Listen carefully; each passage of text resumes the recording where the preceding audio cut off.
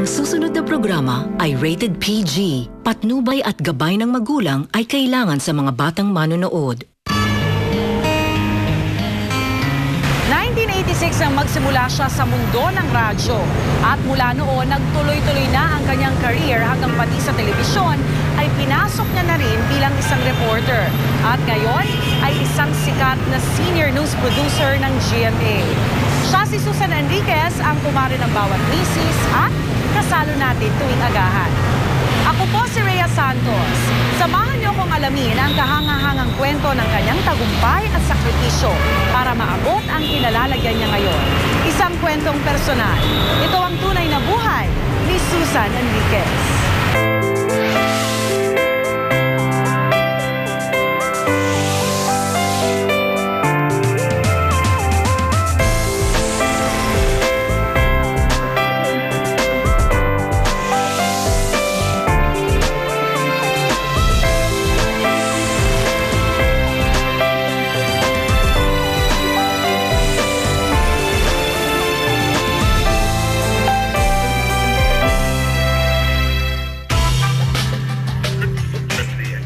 Pilipinas daw ang isa sa mga matuturing na malayang bansa sa paggamit ng internet. Mga paboy!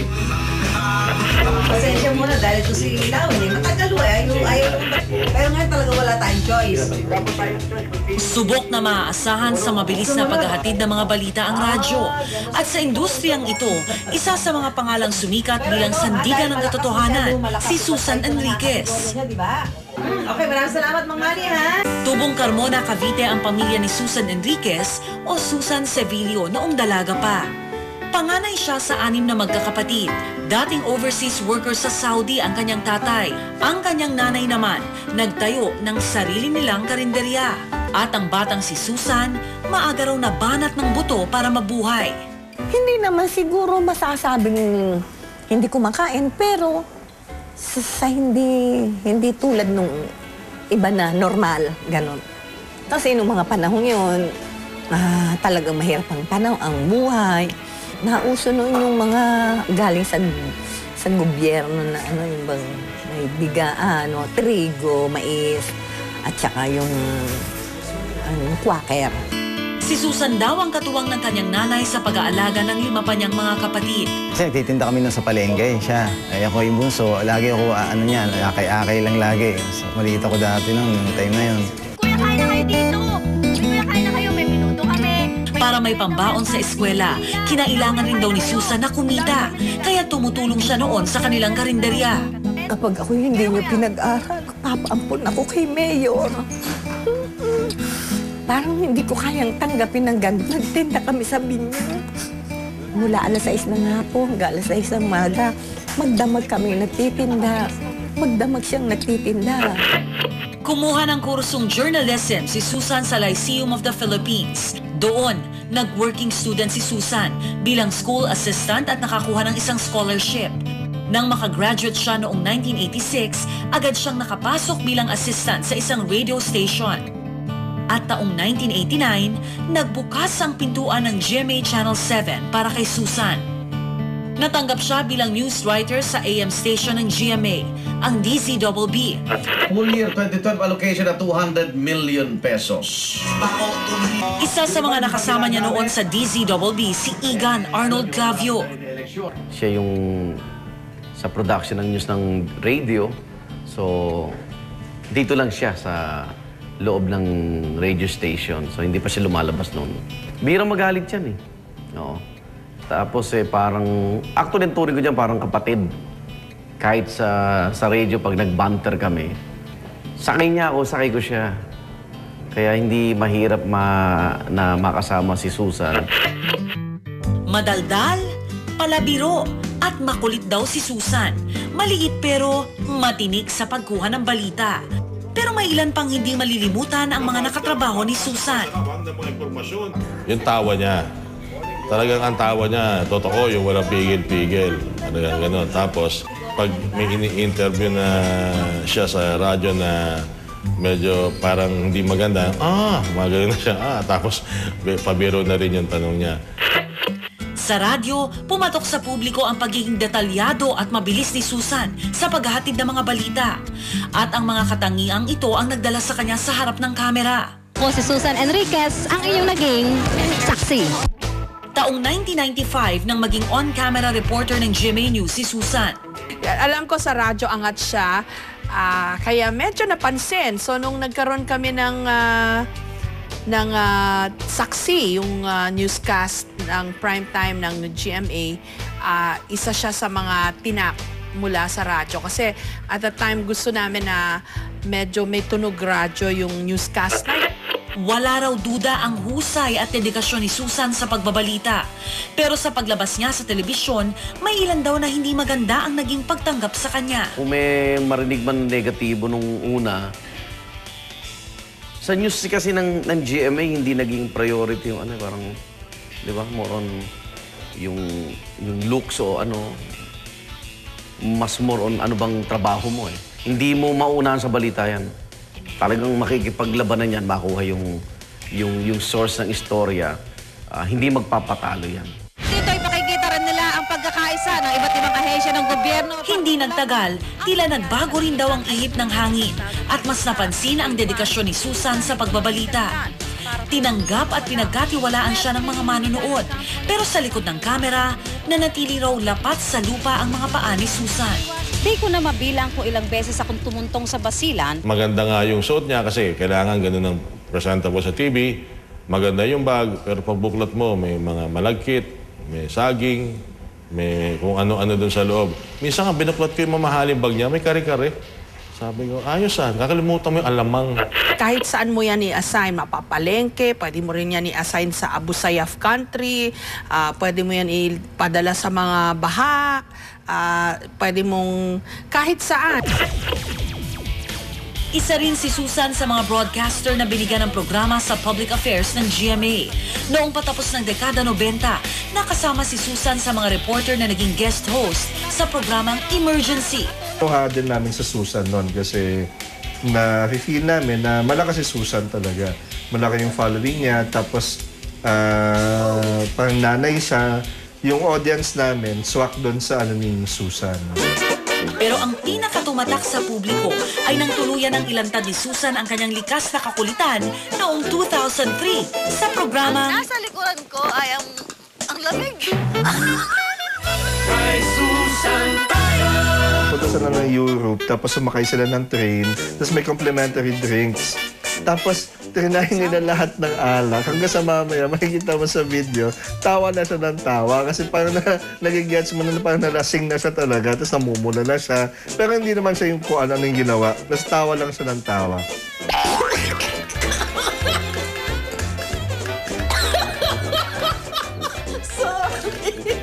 Yung si Susan kung mayroong madidescribe sa kanya, sobrang masayahin niya na tao.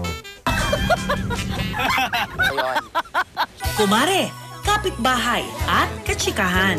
Yan daw ang naging imahe ni Susan sa programang Kay Susan Tayo na namayagpag sa telebisyon sa loob ng 6 na taon. Kay Susan Tayo! Pero nitong 2011, napasama si Susan sa ating paboritong morning kabarkada. Unang beses na mag-birthday siya sa unang hirit. So, syempre, hahalukayin mo yung buhay niya eh. Tapos, siya yung para naging way para maging ka-close ko rin si Mami Susan. Mami Susan ang tawag. After nga nun, si Susan Enriquez, nag-aaya na lang yan lagi. Basta nagbo-booking yan ng mga out-of-town na lakad. Tapos, nagpaplano pa yun ng mga out of the country. Thank you, napasalamat. Umaga, tanghali, gabi. Napakikinggan at napapanood natin si Susan. Pero ang kanyang pribadong buhay, nanatili raw na tago sa publiko. Sa pamamagitan ng internet, nakapanayam namin si Kay, ang nag-iisang anak ni Susan na nakatira ngayon sa Amerika. 21 years old na ngayon si Kay at may sarili na ring anak, si Audrey, na nasa pangangalaga ngayon ni Susan. Kailangan nila rin ma-finance ko na. Kasi sobrang stressful ng work na. Kailangan nila din ng rest days. Tsaka yung time. Pero okay naman siya. Kasi kahit naman, nandiyan naman kasi si Audrey. Parang pasalit siya. Sa aming pagbabalik. Oil tayo yung buko daw. Tsaka naman sila juicy.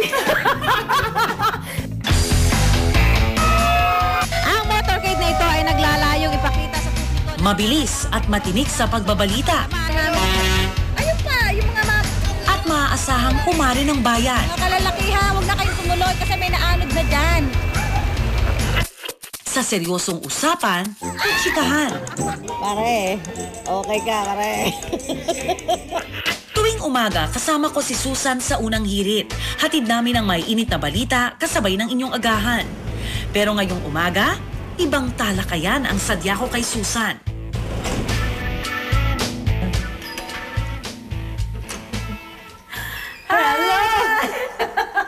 Parang kakikita ko lang sa'yo kanina. Bilis mo ha. Nakauwi ka na agad. Dito sa isang condominium unit sa Quezon City, naninirahan si Susan kasama ang kanyang apo na si Audrey. How was your life, yung family life? Bigay luho ba sa... Hindi. Ano? Ay, naku, Rhea. Laki sa hirap. Kasi hindi naman kami, ang nanay ko hindi naman siya nagtrabaho in her life, no.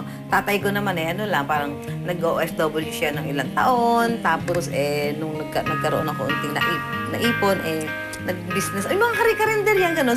Laki ka sa nanay. Oo, sa nanay lang nanay. talaga. Paano yun? Di ba mahirap yun na walang father figure? Ay, hindi naman. Pero kasi panganay ako Sa dami ng trabahong ginagawa mo, tagalaba ka ng mga damit nyo, tagalinis ka, tapos ikaw taga-alaga ng kapatid mo. Ilan yung kapatid ko na inalagaan ko pa.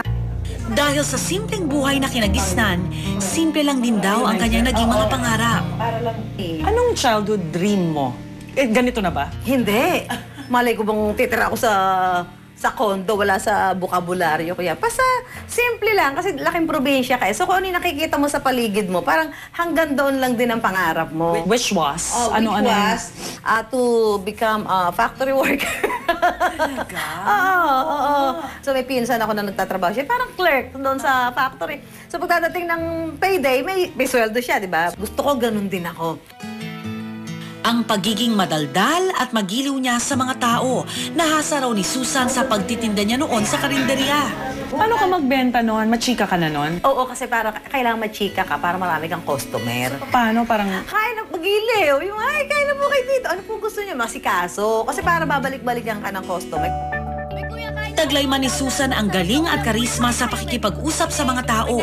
Ni sa panaginip, di raw niyang pinlano na maging isang broadcaster. Noong kolehiyo kasi, napilitan lang daw siyang mag-enroll sa journalism. Dahil sa haba ng pila sa kursong commerce na gusto niya talagang kunin, hanggang sa pagiging reporter ni Susan, tila aksidente lang daw ang lahat. May umabsent na namang reporter. Ayan na naman. May umabsent tapos eventually, nag-resign. Parang syempre dapat malulungkot ka. Ay talaga ba? Magre-resign ka na? Pero parang kasi alam na ako yung papalit sa kanya. Parang gusto mo na, sige na, tumuloy ka na sa pag-resign. Huwag ka magbabago ng Sino to? Ako na mag-abroad kasi siya. Pero bakit ka biglang na-in love doon sa craft na yon? Kasi nga may nagsabi, napakinggan kita, pero hindi sinabing maganda. Tuwan-tuwa na sila nanay na napakinggan ka. So yun, parang, sarap pala magbalita, may nakikinig sa'yo. Nang ma-assign si Susan sa TV, police reports at mga krimen ang una niyang hinawakan. At sa mga unang linggo niya sa telebisyon, katakot-takot daw ang batikos na kanyang inabot. Report ka lang gano'n. Kaya siyempre yung tsura mo, para ka namang galing sa talipapa talaga. Sa paano? Ang oily. Oiliness is next to poverty. Ang oily, tapos yung buko daw. Kasi kasi sa radyo. Sino nagsasabi sa'yo ng mga feedback na yan? Hindi. Siyempre, mismo direkta nasasabi sa'yo? Hindi, may tumatawag daw. May mga tumatawag na viewers? Oo, bakit naman ganyan yung reporter yun? Talaga? Sabi ko, masyado naman silang juicy. Nagre-report tayo. Pero in a way, medyo na-down ka na, of course, masakit. Hindi naman ako na-down kasi totoo naman yun. Kung sinabi nilang hindi ka maganda, hindi ka naman talaga maganda. Di ba? Parang, ano magagawa ko? Napilitan daw mag-ayos at magbihis si Susan. At di nagtagal, lumipas din ang mga batikos na ibinato sa kanya. So pag umi-ere ka sa TV, powder lang. Malay ko ba na iba naman pala paghaharap ko sa TV na kailangan pala talaga yung makeup mo maayos. Sa radyo naman kasi, wala namang ganun demand It was on April of 2000 when GMA7 reporter Susan Enriquez was abducted by the Abu Sayyaf after a legal press conference. Isa sa mga lalong nagpatingkad sa pangalan ni Susan ay nang minsang siya mismo ang naging laman ng balita. Taong 2000 nang ma-hostage ng Abu Sayyaf si Susan at ang kanyang news team habang nagko-cover ng balita sa Basilan. Ano ba ang nangyari doon? Bakit nagkagusto sila sa iyo? Hindi sila nagkagusto sa akin, Leia. Dahil kami dadalawa lang doon, akala nila tisay ako. Ano ba? Dapat balikan yun. So, Alright. bigla na lang pagdating namin doon, biglang wala, hindi uuwi, walang bababa, ganyan. So, Lahat kayo? Lahat kami. Hindi, doon ko na-realize na parang, ito yung kasabihan na natin sa media, parang no story is worth dying for. Sa tagal sa industriya, aminado si Susan na may isang bahagi ng kanyang trabaho na hindi siya komportable hanggang sa ngayon. Hindi, ito. Honestly, meron ka mga apprehensions kapag ka-Inglesa ng huwag na lang. Kasi syempre mas confident tayo sa Tagalog. Yun ang mother language natin. Hindi, syempre pagka yung medyo biglaan yun di ba? Mga ambush interview. Kailangan pag ready ka na parang pag na-ambush ko to. Alam mo na yung mga itatanong mo. Madali niya dapat maintindihan. So, prepare ka na Oo, ito yung tatanong ko. How are you? I should visit. What can you say about the Philippines? Ang buhay ni Susan halos umikot na raw sa paghahanap ng mga balita at inamin niya sa akin ang mga sakripisyo niya bilang single parent sa kanyang nag-iisang anak na si Kay. Ang hirap magbawi. Kasi may mga times na out of town ka, tapos bigla mayroong special occasion na birthday niya. Hindi mo siya makakasama dahil nasa coverage ka, yung mga gano'n. So parang ang hirap magbawi din. Pero, nasanay siya sa tampo dahil gano'n ang trabaho. Na pag tinanong ko siya, gusto mo paglaki mo, ganito yung trabaho mo? Ayoko. Sabi niya, ayoko. Sabi ko, bakit? Lagi kang wala Lagi kang out of town, tapos delikado yung mga pinupuntahan nyo. Yung ayaw niya. Mula sa hirap ng buhay sa Bukirin, tinatamasa na raw ni Susan ang bunga ng kanyang pagsisikap. Isa na rito ang condominium na kanyang tinitirahan ngayon. Nag-hire ka ng interior designer. Hindi ako nag-hire. Ano? Nakiusap ako. Nakiusap? Libre? Nakiusap ako. Hindi, nagpatulong na ito gusto ko. Saka yung gusto ko yung color, yung ano siya sa mata. Yung kulay na orange, brown, beige, ikaw ang pumili na yan.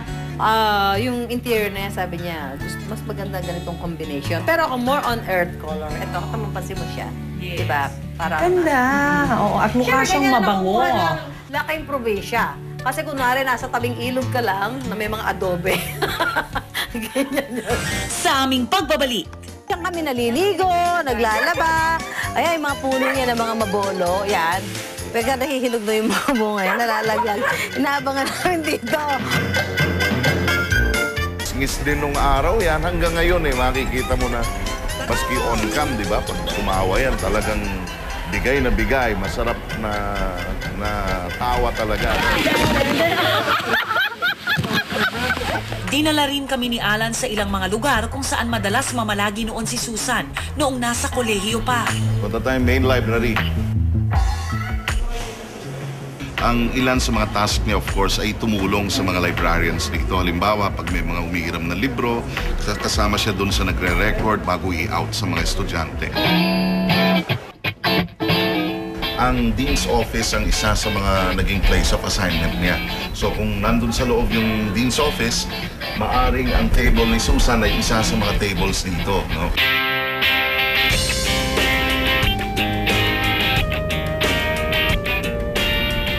Bukod sa kanyang eskwelahan, isa pa sa pinakamahalagang lugar sa buhay ni Susan, ang bahay kung saan siya lumaki. Yan. So ito yung aming lumang bahay. Yan, dito ako lumaki. Pero hindi ko ganito itsura dati noon. Dito nakatira ngayon yung nanay ko, tatay ko, at saka yung aking mga kapatid. Yan, yung mga kapatid ko. Paano naman magbukas dito? Ayan. So kita mo naman, para ako may endorsement dyan, di ba? Ito yung tarpaulin na binigay sa akin ng unang hirit. Nung unang birthday ko doon sa show, ayan. Eh, naghihinahin sila itapon. Dahil ang ganda ko daw dyan. Ay, nilagay. Oh, ayan. Parang ganda ko naman dyan. Hindi, ayoko. Sirain mo lang yan. Sa akin, iingatan ko yan. Ayan, naku, Diyos ko. Alam mo, Ira, kasi ako umuwi dito kaya hindi ko na alam kung ano mga nakalagay. Si nanay yung nakakaalam yan. Mga kwento niya dyan. Ato, kuha namin yan nung nag-guest kami sa show dati ni Jaya eh. Si Jaya, yan. Sinit sa amin. Eto, yung birthday ni Audrey, nagpa-picture silang dalawa. Tapos, eto dati yung kwarto namin. nung aking baby, si Kay. Pero ako sila nakatira dyan, Ayun yung aming apo, yung pamangkin ko na. anak ng kapatid niya, sumunod sa kanya, yun yung nurse ko nga. Ba't ang dami-dami abubot dito, di ba? Ay, ito may palay. Kayo magpaliwanag, hindi ko alam ang ibig sabihin niya. Para ba magsagaan ng buhay. Ibang-iba na raw ang itsura ng kanilang bahay mula nang unti-unting nagbago ang kanilang pamumuhay. Ang bahay na to dati, nako, Diyos ko. Talagang tagpi-tagpi siya. Literal siyang tagpi-tagpa yung mga kahoy-kahoy na pira-piraso. Sa likod ng bahay, makikita naman ang lugar kung saan ginugol ni Susan noon ang kanyang kabataan. So ito po, kasama ko na naman yung hipag ko, saka yung aking pinsa, yung tsahin. Ito, alam mo yung ilog na yan dati. Diyan kami naliligo, naglalaba. Ayan, yung mga puno niya ng mga mabolo, yan. Kaya nahihilog na yung mga bunga yan, nalalaglag. Inaabangan namin dito, pinupulot namin. Nag-ano kami, hinahabol kami na may-ari. Kasi binabato namin yung dali. Tapos, ayun na si Mananding. Takbo na kami, dali. Kasi nahuli kami ni Mang Nadi. Inaabot namin yung mangga kasi mababa lang. Inaabot namin. Umaakyat yung tumataas yung sanga. Yung pala may tao, nandun na si Mang Nadi. Sabi ni Susan, naglayaso kami. Marami kaming diskarte kaya. Marami kaming diskarte. Siyempre para... Kami na lang ito, naglayaso kami. Naglayaso kami, gutom na ho kami. Wala ho kami makain. Pengi yung prutas. Mahirap man noon ang kinalakhang buhay. Hindi nito napigilan si Susan na mangarap. Sa kabila nito, yan, mga bukay rin yan eh. Di ba pagkahapo, pupunta kami. Nakaupo kami doon sa mga pilapit, tapos tinatanaw namin yung mga bus na papuntang Manila. Makakaluwas kaya tayo Manila? Tingin mo kakasakay tayo dyan sa mga bus na yan? Hindi ata, no? Minsan Susan, sabi niya, lumapit kaya tayo kay Kasal, sabi natin, pag-aralin tayo, sabi niya. Nakatapos tayo, saka natin bayaran yung nagasto sa atin. Sa aming pagbabalik.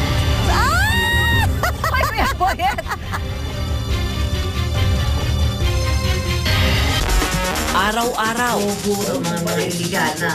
napakinggan natin si Susan Enriquez sa kanyang programa sa radyo at napapanood sa telebisyon. Sabi na silang ng bata ako, naniniwala ako dyan. Makasabi ganyan. Pero kapag wala siyang trabaho, madalas ay nagsasama-sama sila ng kanyang pamilya sa isa pa nilang bahay dito sa Cavite. Hi! Si Susan po ulit ito. Andito po ako ngayon sa Carmona, Cavite. Welcome po dito sa aking munting bahay.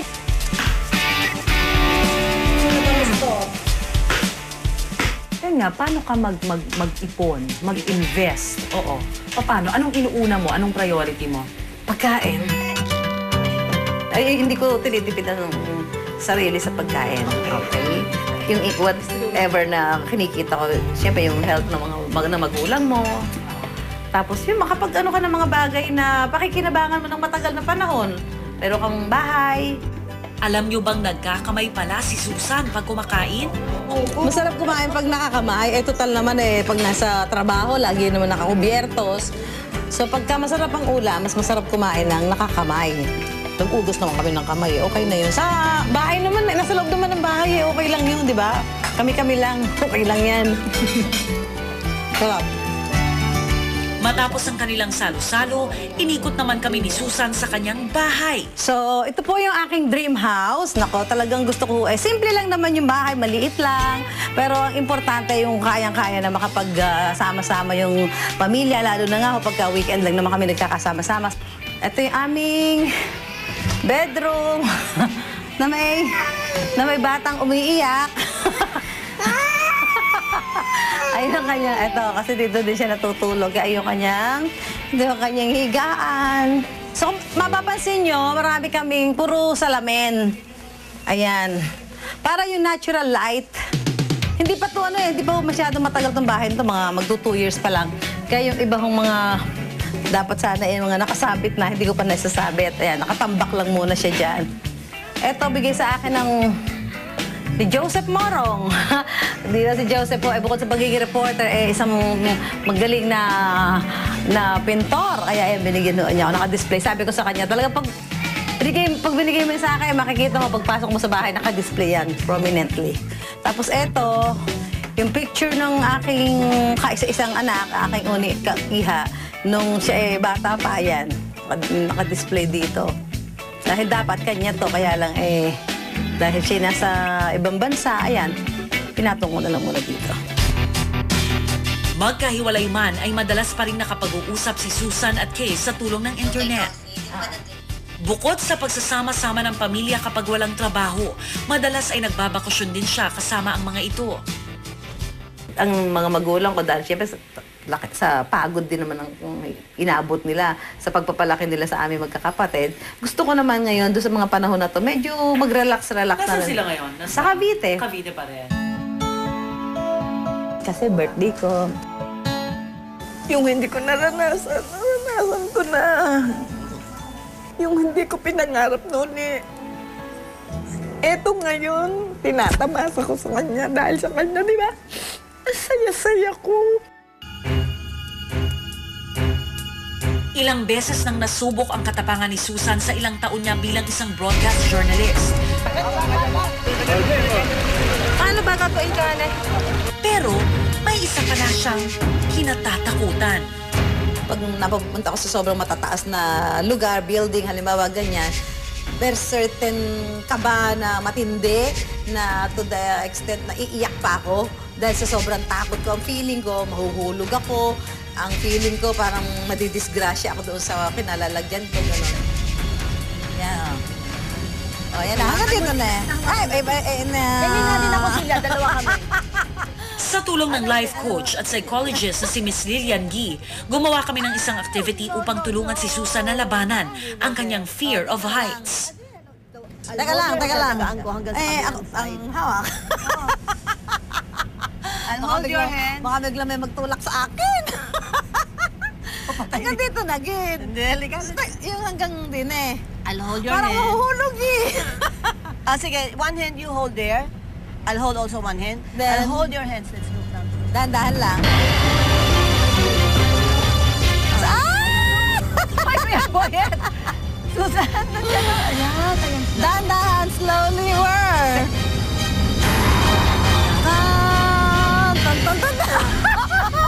May music pa.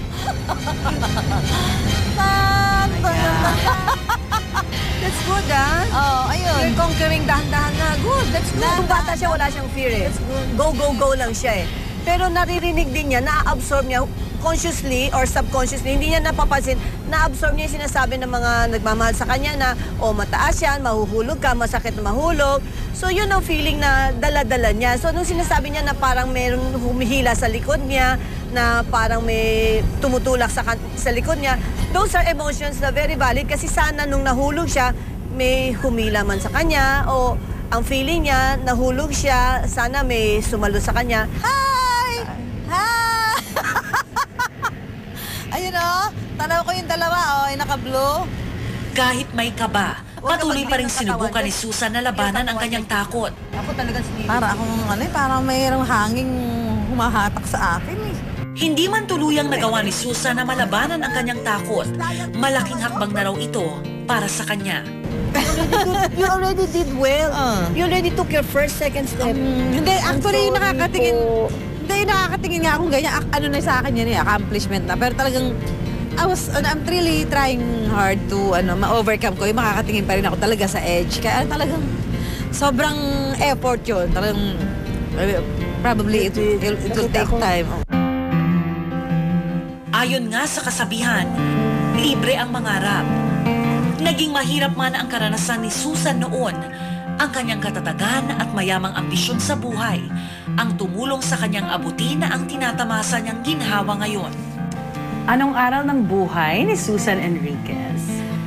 Ay, naku, alam niyo parang kailangan lang may determinasyon ka, dedicated ka sa ginagawa mo. Talagang i-pursue mo whatever yung gusto mong gawin. Pero always keep your feet on the ground. Hanggang sa susunod na Sabado, ako po si Rhea Santos. Bawat karanasan, may mga aral na tumatatak sa ating mga puso at isipan. Sama-sama ulit tayo makibahagi sa mga kwentong personal. Dito lang sa Tunay na Buhay.